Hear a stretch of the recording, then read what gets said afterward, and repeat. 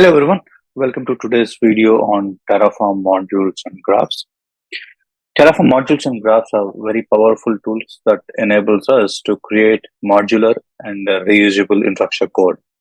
So in this video, we will explore how to create and use Terraform modules and graph, and I'll definitely show you some real lifetime examples how they will work together for an individual. So let's get started. As I mentioned, Terraform modules and graph, these two are different. So let's start with modules. Terraform modules are actually a self-contained package. It's like a container for you. In that container, you can keep whatever resources you want to be deploy and combine together. So it is then make from that you can make it a configuration file, and that can be shared and reused across different projects. To give an example, developers might not need to understand or need not to know all the resources which needs to stack an application, because they focus more on the development of your application. So we cannot expect them to understand underlying infrastructure, underlying complexity. So you can create a modules and share with them in a repository. From there they can just import those modules and by providing some few inputs of that to the module, and they can deploy the resources as required. So underlying how that much complexities, how much resources has been needed, and how this has to be converged into the cloud or on-prem, these are all they need to care about it. And not even that, like a complex services like DNS or underlying IPAM or any kind of, if any application have an API, third-party service have an API, that you can create a module for it. So underlying, you can create a complete stack, and that you can share it to the developers. They can start using it. That's the one of the biggest benefit of these modules. And at the same time, they are going to allow you to abstract complex infrastructure into smaller and more manageable modules, that can be used to building blocks for your infrastructure. So if you say that if you have EC2 stack, or if you have a RDS stack, or if you have an S3 stack, for each of these resources, you can create a separate module. So whenever developer want any of this module or any of this resource requirement, they can just import those modules rather than complete stack. So that's one of the other benefit which I can say about the modules. Let's get deeper into modules. I'm going to share about and how your building blocks looks like. And now coming to the graph, Terraform graph is a powerful tool, allows you to, visualize and dependency graph of your Terraform code. What exactly it means? Let's say that you deployed it in resources, but how these resources are deployed and how these resources can depend on other resource, or, how you can make it. That's where this graph will help you. So once the graph has been published, you can easily identify what are the dependencies of this and how you can make this, resource are been talking to each other, or building to each other, or dependent to each other. So the graph will definitely help you to visualize your infrastructure upfront. And it is also provides a graphical representation. Whenever you have text or when you have a code, it's not everyone can understand that, but when you have visualized things, it will be very useful for others also to understand better. And at the same time, it's going to help you to identify the potential issues and optimize your code. If any of the dependencies which has been not properly aligned or not properly mentioned, then you can identify it easily rather than reading complete code. That's the other benefit of your graph. So let's get into more details of these modules and graphs. If you look at over here, I've mentioned a building block of a module, how you can initiate this module. But before jumping into, as I've been stated, the primary goal of this module is to package and share with across the project, so that it is consistent across all projects, and it is consistent across developers and application teams, so that they need not to bother about what is being needed to underlying infrastructure. And it is also one of the other benefit is how much complex your infrastructure is. To give a pretty straight example, let's say that if you want to build a VM, you need underlying hypervisor or physical server, and you need a host name, and you need an IP address, and you need a storage. And after deployment, you need to install an applications, or before deployment, you need to have some customizations of your image.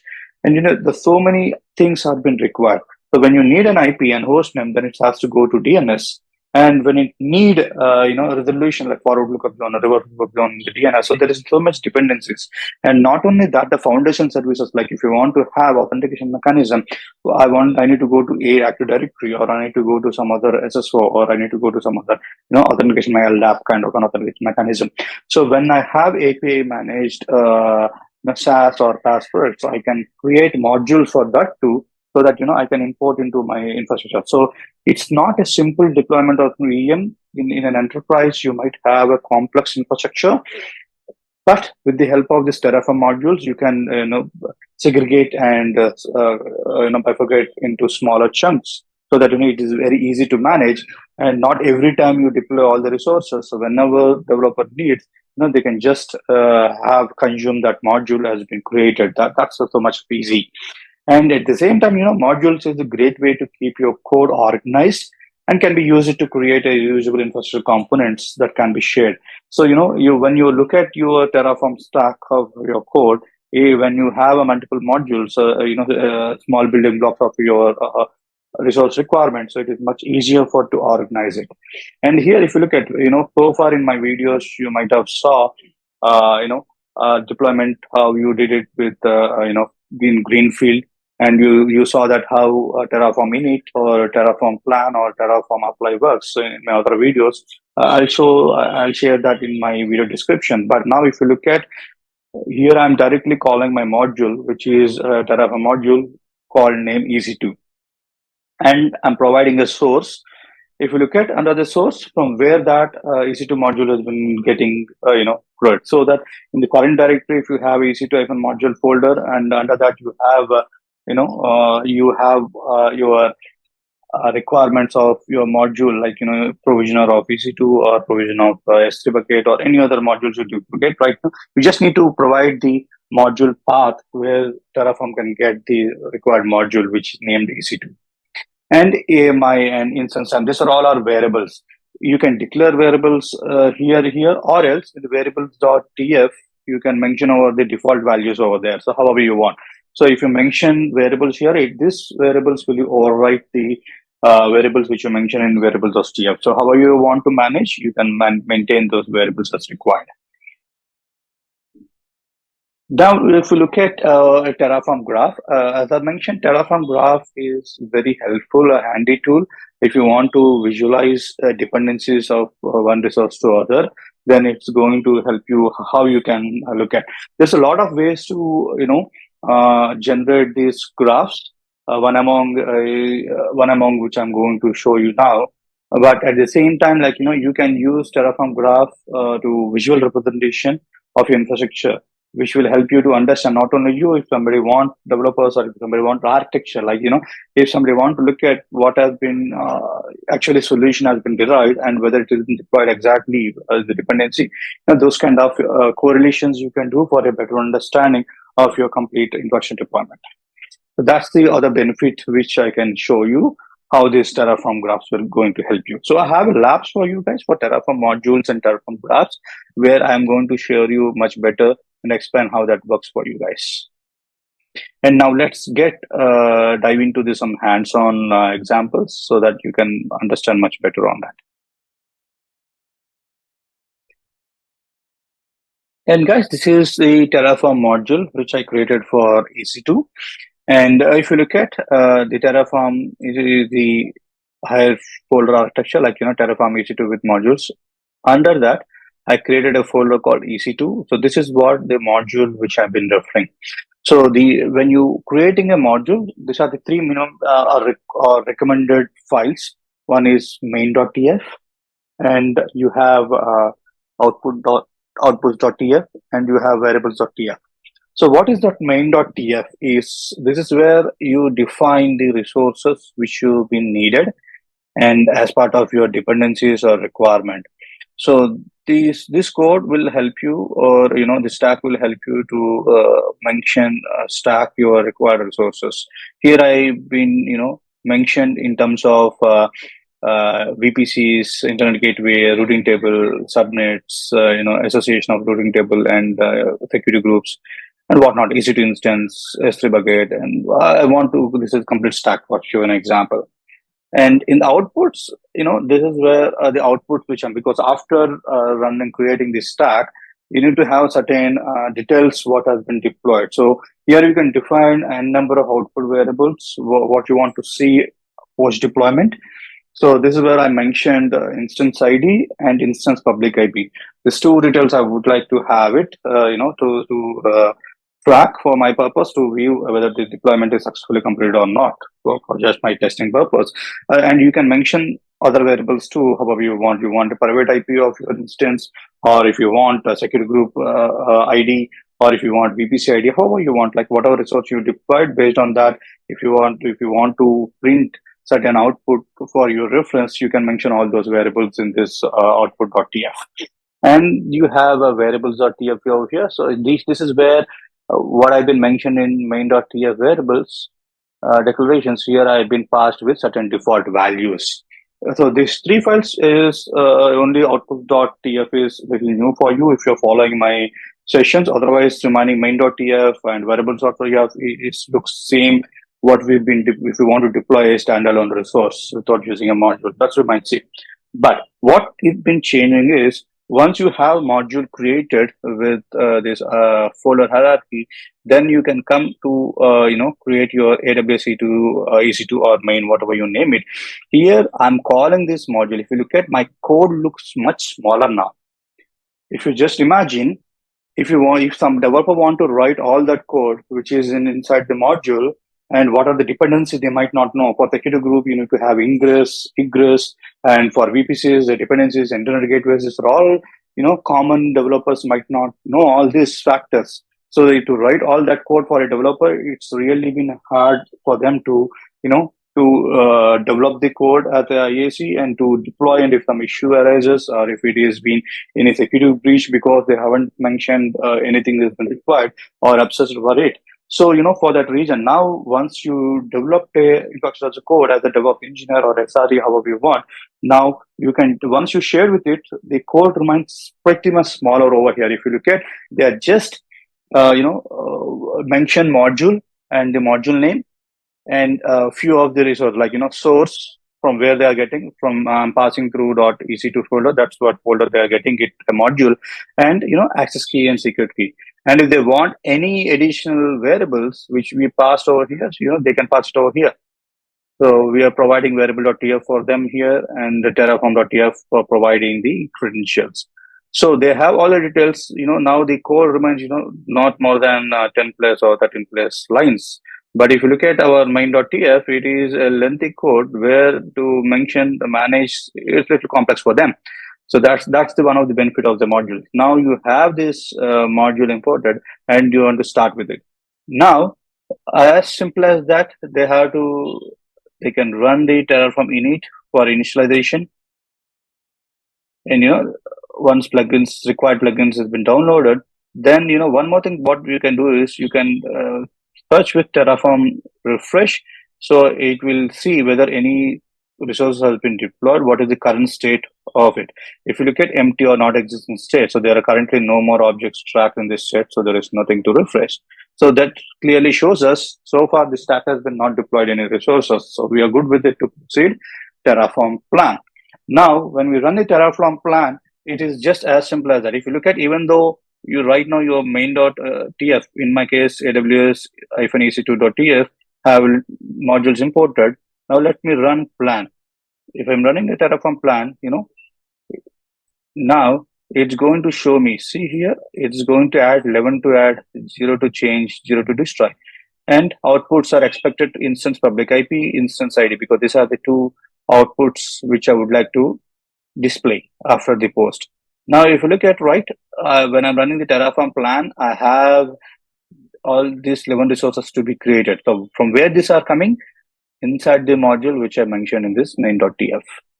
That's the beauty of this module. So that, if any developer want to consume for a specific set of resources, they can easily, import modules as they need it, from this central repository which we have. Now let's go ahead and deploy, which is using the Terraform apply.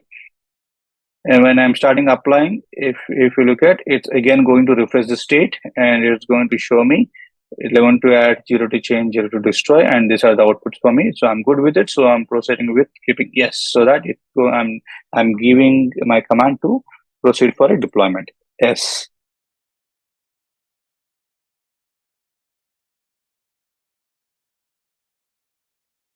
Now, if you observe it, it's going to create my key pairs, VPCs, subnets, S3 and S3 buckets, whatnot, what have been mentioned in the module. It's all going to create over here.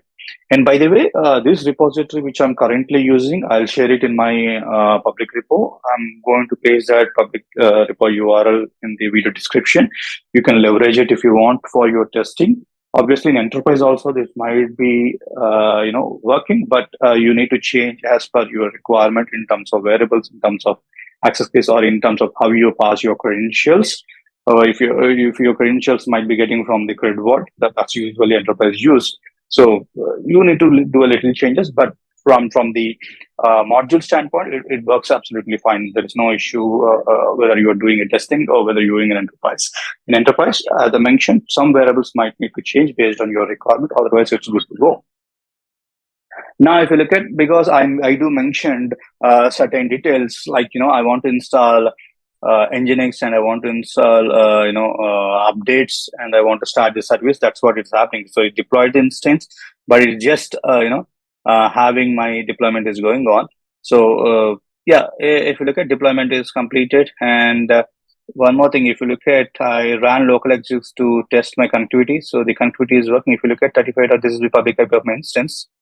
You see here, and I'm able to connect to port 80. That means my Nginx is up and running, web server is up and running at least, and this is the instance ID.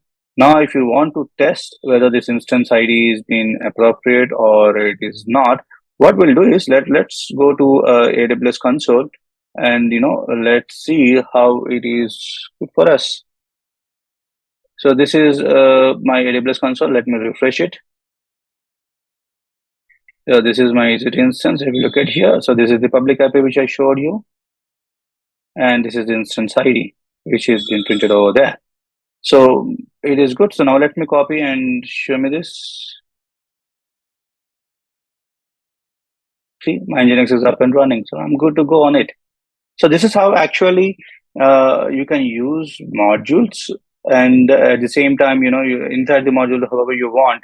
In my case, I set up 10 Nginx. In your case, it might be Apache, it might be Tomcat, however you want. You can fully customize as you need it, and you can just share those modules with the other developers or the teams from the repository, and from there they can start leveraging it. So that's the best use case for it. And other things, let's go about how we are going to do graphs, and how it's going to help us. So till now, I hope you understand. Now let's get about it. Graphs. What is exactly Terraform graph? As I mentioned, right, it is going to help us to visualize the graph, how the dependencies are going to work. So I just want to keep it this Terraform graph, and I want to redirect to file. So let me show you how it works. And I'm just showing graph dot file. So what is this graph dot? So when you run this Terraform graph, what happens is, this is usually actually output. If you look at here, this digraph, and this is what it's going to create the format of this file. So now once you open this file, you can click on the preview, and this preview, if you look at here, so this is a graph. Now this might be complex to look at, but let me share in a view. When you click on it, it is going to help you to in your browser. So now if you look at here, see, this is the root module.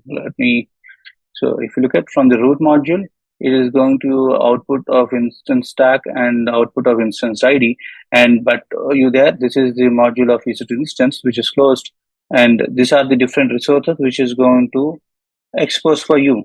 And if you look at from the root, you have a module of EC2, which I'm starting. So these are all, if you look at, these are all from taking the resource of module. And actually, this graph you can create even before deployment also to look at how it is. Now here I'm showing module.ec2. Now let me show you how this graph looks like when I have without a module deployment. Let me quickly show you that.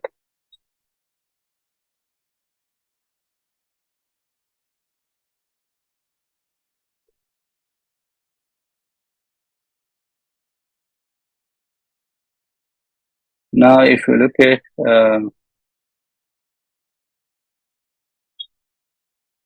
at here, this is where and I'm just running Terraform graph. It is going to share all this. Now I just want to redirect to a file.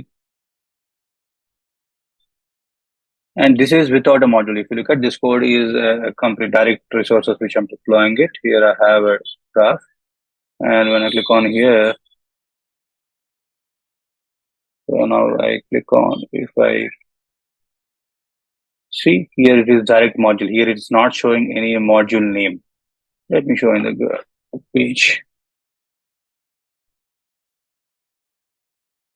So if you look at here, this is completely showing AWS key pair, AWS security group, and where instances, where these are all very different variables, how this instance is getting the variables from it, and AWS root table, and from there it is getting internet gateway, and how it has been connected to VPC and all that. So here it is not showing any modules if you look at, but if you look at over here, it is showing modules because this is completely deployed from using the module, and this is a non-module direct resource has been deployed. And one more thing I would like to stress and mention, when you really want to use module means make sure if you want to deploy only an EC2 a single instance deployment, then you can deploy directly resources rather than creating module. When you want to a module, when you want to combine and stack the containers, as your deployment, the model, then better to use Terraform module. Otherwise, single deployments we are using very rarely. Then commonly deployed, as I've been showing, without a modules also works for us. But in enterprise, I'm saying nowadays, because it's not a single stack deployment or single instance or single resource deployments. In enterprise, you will have so many dependencies internal to your, for example, you want to register an instance in your CMDB, in your change management system, or if you want to connect with your monitoring system, or if you want to track your requirement with incident monitoring. These are all might have an API. So for them, you can create modules and, you can leverage it. So those kind of things. It's not only about an instance. It's more about look at from top to bottom, from the build till the monitoring. Different stages of your deployment might need a different requirement of your internal applications stack. For all those, if they have an APIs, then you can create a modules and leverage inside it. Got it? So I hope that's it for today's video on Terraform modules and Grok. I hope this has given you a good understanding of how to use these features to manage your infrastructure efficiently. And if you have any questions or suggestions, please leave them in the comments below. And don't forget to subscribe to our channel for more videos like this. Thanks for watching. Have a great day, guys.